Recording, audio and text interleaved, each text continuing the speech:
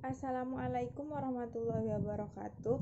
Nama saya Zalia Fatika Rahma dari kelas 11 IPA 3. Kepada Ibu Lani Mega Sapitri, saya akan mempresentasikan hasil PowerPoint saya. Saya akan membahas 4 bab. Untuk yang pertama, untuk yang bab 1, saya akan membahas wirausaha kerajinan dari bahan limbah berbentuk bangun ruang.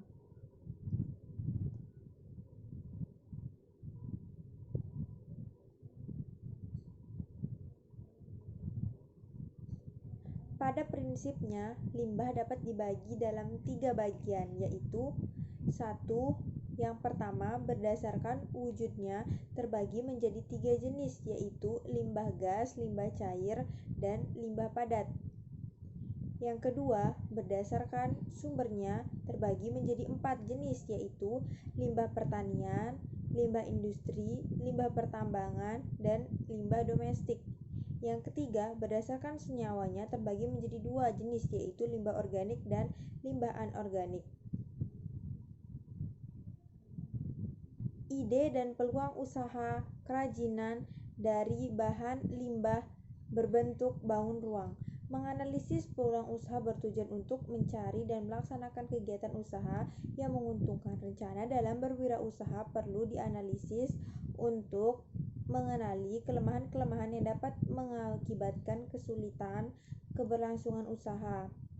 Nah, faktor-faktor yang menjadi dasar pertimbangan adalah yang pertama, faktor keuangan, yang kedua ada faktor penguasaan teknis, yang ketiga faktor penasaran, yang keempat faktor bahan baku, yang kelima faktor tenaga kerja, yang keenam faktor moral, yang ketujuh faktor resiko, yang kedelapan faktor persaingan, yang kesembilan faktor fasilitas dan kemudahan, dan yang terakhir faktor manajemen.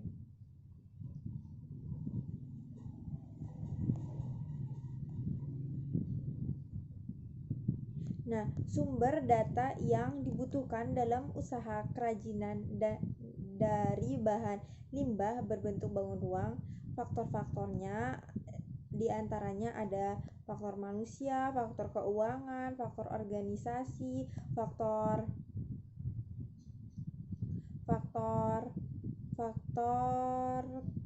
perencanaan, faktor mengatur usaha, faktor penasaran, dan faktor administrasi.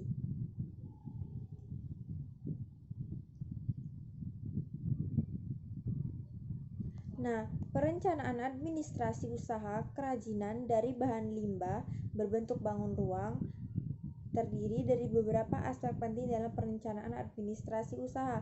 Yang pertama, pengurusan izin usaha, penetapan besarnya restribusi, surat izin usaha perdagangan atau disebut SIUP, kemudian ada pengurus pajak, terus ada membuka rekening bank, terus ada tanda daftar perusahaan atau disebut TDB, kemudian yang terakhir analisis mengenai dampak lingkungan atau AMDAL.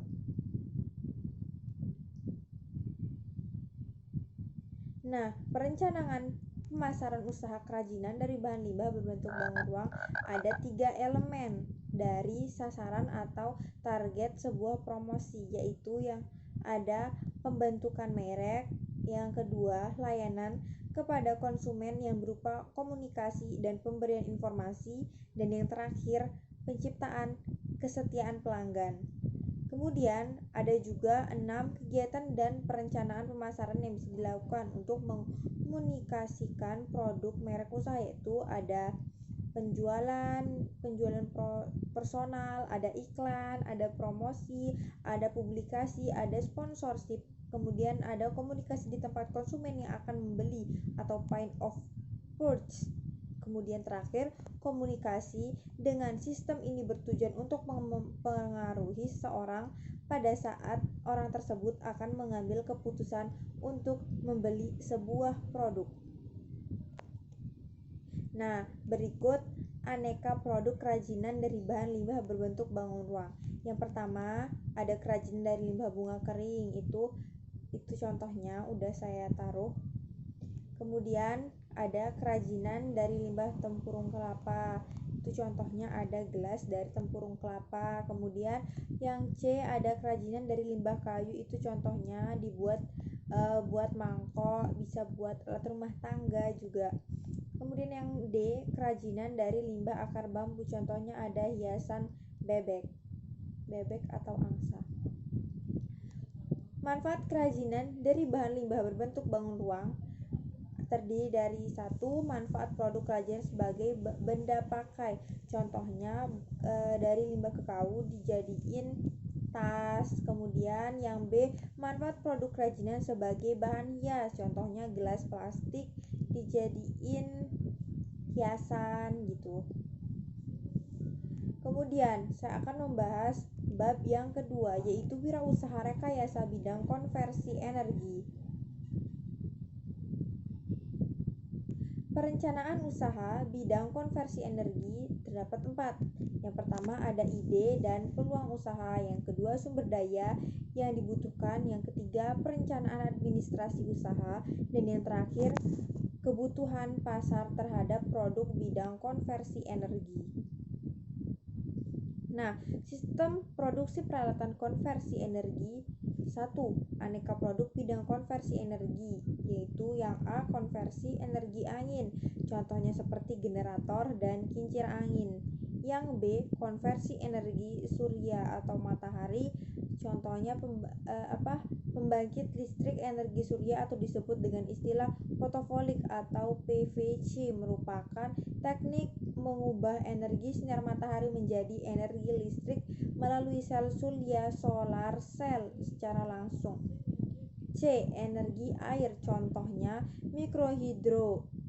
Kemudian yang D. Biogas. Biogas dihasilkan dari proses fermentasi bahan-bahan organik oleh bakteri anaerob, yaitu bakteri yang dapat hidup dalam kondisi kedap udara.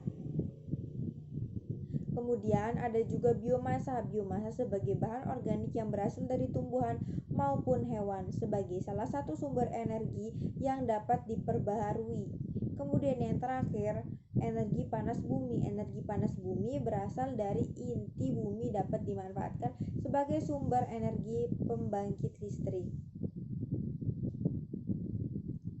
Kemudian proses produksi rekayasa konversi energi. Nah, untuk pembuatan arang brikel itu pertama prosesnya itu memulai, kemudian bahan arang, pirolisis, kemudian penumbukan, kemudian lanjut dan penumbukan dan penganyakan arang, kemudian setelah itu pengempuran dan perekat kanji, kemudian setelah itu pengepresan, terus pengeringan. Nah, produk arak briket jadi. Kemudian saya akan membahas bab yang ketiga, yaitu wirausaha budidaya pembenihan ikan hias. Perencanaan usaha pembenihan ikan konsumsi. Yang pertama harus ada ide dan peluang usaha pembenihan ikan hias, itu wajib. Nah, ini emang sudah wajib seperti yang tadi ada di bab 2 juga sama. Yang kedua, perencanaan usaha pembenihan ikan hias. Yang ketiga, sumber daya yang dibutuhkan dalam pembenihan ikan hias. Yang keempat, kebutuhan pasar terhadap benih ikan hias. Penerapan sistem pembenihan ikan hias berdasarkan daya dukung daerah. Ini contoh aneka produk ikan hias. Yang A ada ikan badut, yang B ada ikan cupang, yang C ada ikan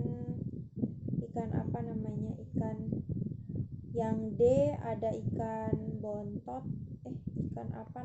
lupa. Yang E namanya, ya pokoknya ini semua contoh-contoh ikan hias. Nah, ini ada beragam ikan hias. Yang ini, yang I namanya ikan pedang. Kemudian yang terakhir yang pojok, yang K itu ikan mas koi.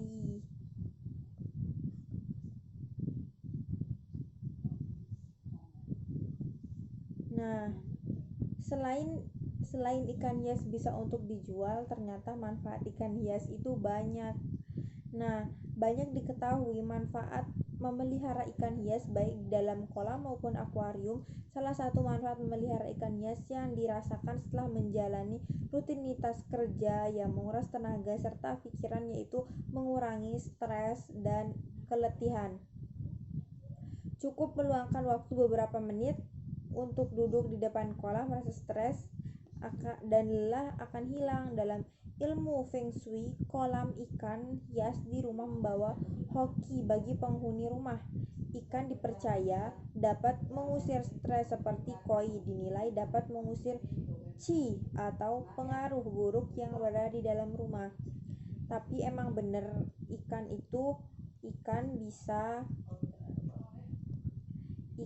bisa buat menghilangkan stres.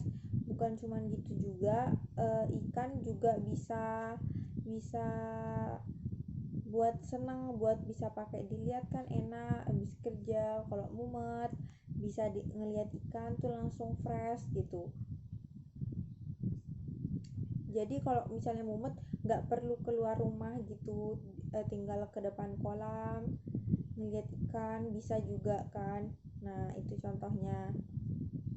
Nah, kemudian bab yang keempat yaitu pengolahan dan kewirausahaan bahan nabati dan hewani menjadi makanan internasional. Ide dan peluang usaha makanan internasional. Nah, banyak jenis makanan internasional tentu saja akan membuat wirausaha pemula akan bingung untuk menentukan jenis makanan yang akan dibuat. Sebelum memulai usaha makan internasional, ada beberapa hal yang harus diperhatikan. Di antaranya, yang pertama, tentukan jenis makan internasional yang akan dibuat dulu. Nah, itu yang utama. Kemudian yang kedua, mengolah makanan dengan tepat. Kemudian gunakan bumbu yang tepat. Carilah lokasi yang tepat. Tentukan harga yang bersaing. Berikan pelayanan prima dan konsisten dalam pelayanan. Kalau nggak konsisten susah. Nah, penerapan sistem produksi makanan internasional berdasarkan daya dukung daerah, pengertian dan karakteristik makanan internasional. Nah, makanan internasional dibagi menjadi dua, yaitu masakan kontinental dan masakan oriental. Nah, saya akan menjelaskan apa itu masakan kontinental. Masakan kontinental adalah masakan yang berasal dari negara yang mempunyai dataran luas seperti Prancis, Inggris, Amerika, Australia, atau negara-negara Eropa. Nah, makanan kontinental ini merupakan makanan dari benua Eropa dengan ciri-ciri yaitu yang pertama, Eropa Barat wilayahnya seperti Prancis, Belgia, Swiss, Belanda, dan Jerman memiliki selera makanan yang sama. Bumbu yang sering dipakai adalah merica dan garam. Kemudian, Eropa Timur wilayahnya Cekoslovakia, Hongaria, Yugoslavia, Yunani, Romawi, dan Rumania. Mempunyai selera makan yang menggunakan berbumbu tajam dari rempah-rempah seperti lada. Nah, itu selera orang Eropa Timur. Nah, kemudian kalau orang Eropa Selatan wilayahnya itu Italia, Portugal, Spanyol. Nah, itu selera makannya pada umumnya itu berbumbu tajam pula, yaitu pala lada dan kayu manis. Nah, urutan menu kontinental yaitu pertama, santapan mula dingin atau panas atau appetizer cold atau hot, is dessert. Yang kedua soup, yang ketiga entree, yang keempat santapan utama atau main dish yang dapat berupa ikan atau fish dish, daging atau meat dish, atau ayam pulled dish. Yang kelima santapan penutup atau dessert. Yang keenam keju, yang ketujuh buah, yang kedelapan kopi, yang kesembilan liquor.